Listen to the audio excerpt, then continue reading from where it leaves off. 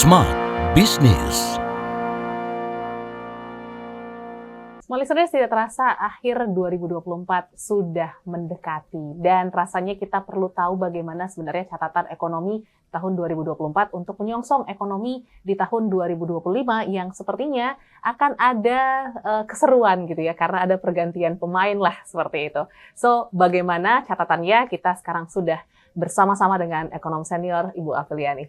Selamat pagi, siang, sore Bu Afi. Selamat pagi, siang, sore juga. Yes. Apa kabar Bu? Sehat Baik, ya? alhamdulillah. Sehat. Nah, kita akan mempertanyakan nih Bu, terkait dengan tahun 2024 yang mungkin juga banyak pergejolakan ya Bu dari sisi ekonomi. Kemarin kita deflasi berturut-turut, Betul. terus juga angka PHK yang cukup tinggi, dan masih banyak lagi bumbu-bumbu lain di 2024. Di bulan Oktober ini Bu Afi, gimana menurut Bu Afi pandangan perekonomian Indonesia? Ya. Jadi 2024 tuh memang penuh dengan gejolak, baik itu global maupun juga domestik ya. Yes. Dimana kalau kita lihat global itu belum selesai dengan perang, kemudian juga belum selesai dengan suku bunga tinggi, di mana The Fed itu juga menurunkannya secara bertahap. Baru bulan kemarin dia menurunkan dan itu diikuti oleh BI rate ya. Nah ternyata satu, dampak COVID itu nggak otomatis selesai. Karena dengan dampak COVID ternyata banyak negara itu utangnya bertambah semua, di mana selama 3 tahun mereka harus menjamin masyarakat yang harus working from home ya. Nah itu sehingga beban hutang makin besar.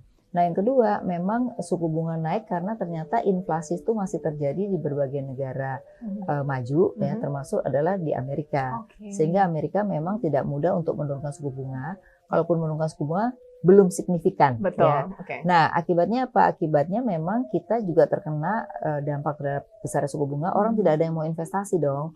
Jadi lebih suka dia taruh investasi di surat utang negara, terus dia tidak investasi di sektor real. Akhirnya apa?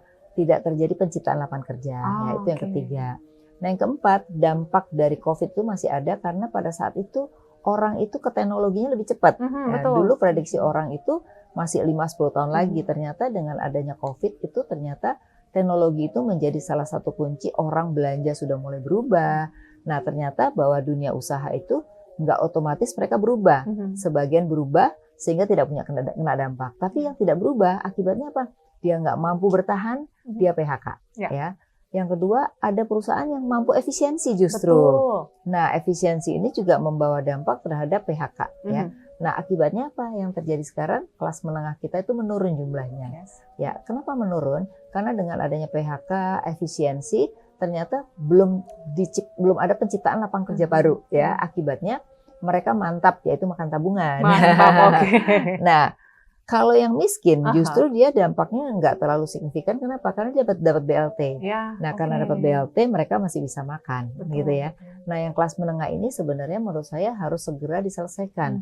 Karena kalau tidak, mereka ini menjadi salah satu juga bumper ekonomi. Betul. Di mana ekonomi Indonesia itu hampir 57% tergantung pada konsumsi.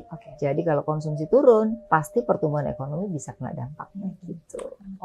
Menarik ya Bu ya. Ternyata banyak pergejolakan di 2024 ya. 2024 dan kita sudah memasuki akhir tahun lah.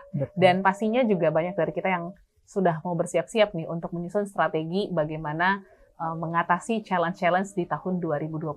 Apa yang harus diperhatikan Bu dari peralihan ini? Apalagi kita akan menyambut juga pemerintahan yang baru ya? Yang dimana cita-citanya cukup tinggi gitu ya, 8%. Nah, itu gimana challenge-nya? Pertama memang untuk mencapai 8% itu nggak mudah. Kenapa? Karena kita butuh investasi yang sangat besar sekali dan itu harus banyak melibatkan swasta. Ya, kenapa melibatkan swasta? Karena pemerintah sendiri dalam APBN itu relatif sangat terbatas ruang geraknya. Jadi di sini memang challenge-nya adalah bagaimana pemerintah mampu ya mendatangkan investasi dari swasta atau asing sehingga bisa mendorong pertumbuhan ekonomi yang 8% itu. Jadi ini nggak mudah. Jadi saya melihat mungkin untuk bisa mencapai rata-rata 6-7% aja masih butuh 3 tahun lagi gitu ya. Jadi butuh 2 periode kayaknya gitu ya. Itu satu. Terus yang kedua, kalau saya lihat dari pengusaha sendiri itu juga harus pandai-pandai. Kenapa? Tantangan ke depan itu krisis itu tidak akan berakhir tapi makin lama makin pendek krisis. Artinya apa?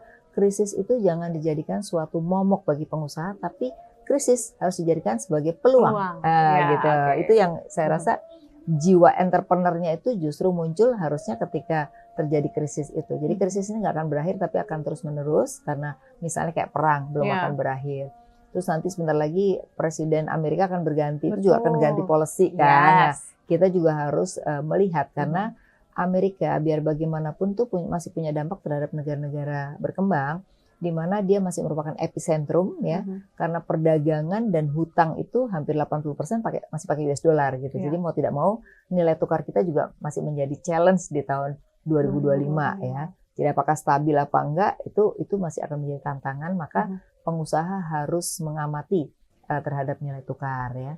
Nah, yang ketiga sekarang birokrasi makin banyak karena kementerian makin besar kan. Nah, jadi di sini memang diharapkan sebagai pemerintah baru Pak Prabowo harus meyakinkan masyarakat bahwa dengan bengkaknya birokrasi, keputusan tetap cepat gitu. Masalahnya kalau orang lihat dulu aja lama, apalagi sekarang gitu. Nah, ini yang harus menurut saya bisa disampaikan karena apa? Kalau kehilangan trust itu susah. Orang udah apatis, tidak akan mau investasi. Tapi kalau dia punya harapan dengan statement dan juga kenyataan yang ada, saya rasa itu akan membangkitkan investasi untuk masuk. Gitu. Oke, mungkin ini juga menjadi insight yang menarik gitu ya. Kalau kita perdalam sepertinya Bu Afi, dan kita juga ingatkan nih kepada small listeners, karena Bu Afi juga akan menjadi salah satu speaker lah ya dalam event kita Smart Business Outlook 2025 yang dimana kita akan lebih dalam lagi ya Bu ya, mengulik apa-apa saja sih yang harus kita perhatikan di tahun 2025.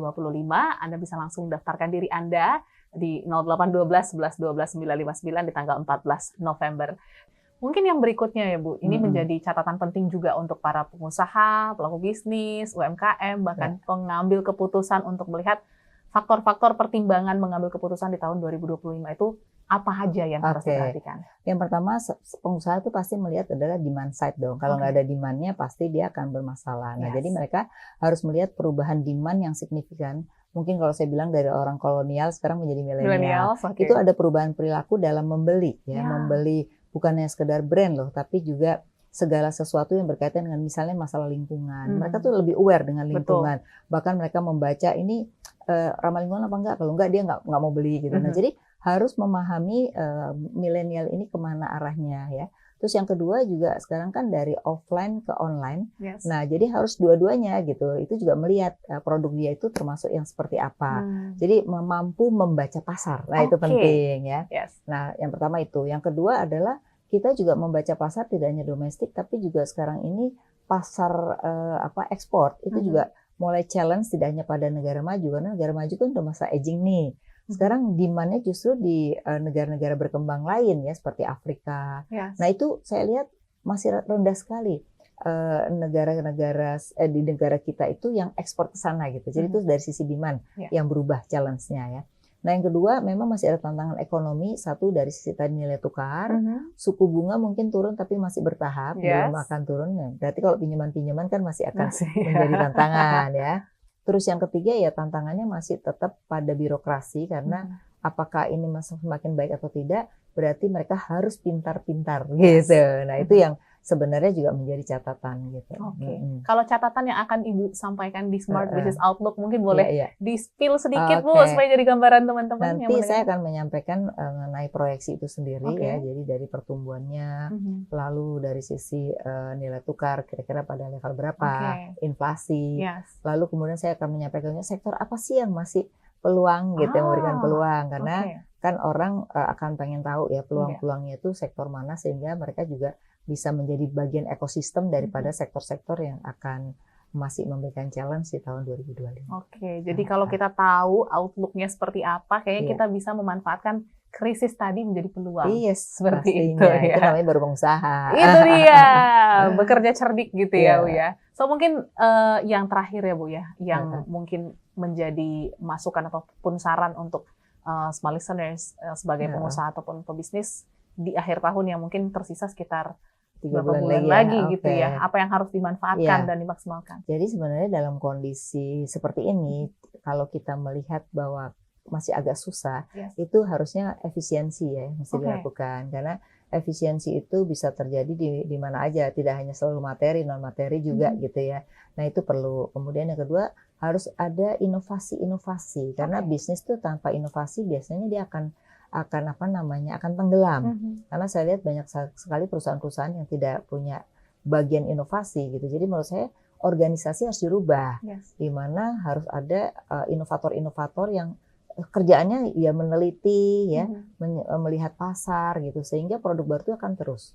Kebanyakan di pengusaha kita ini saya lihat masih ya sejamannya dia masih laku ya dia itu aja gitu. Tapi begitu sunset dia akan kelabakan, akhirnya perusahaannya tutup gitu. Jadi inovasi menjadi penting gitu.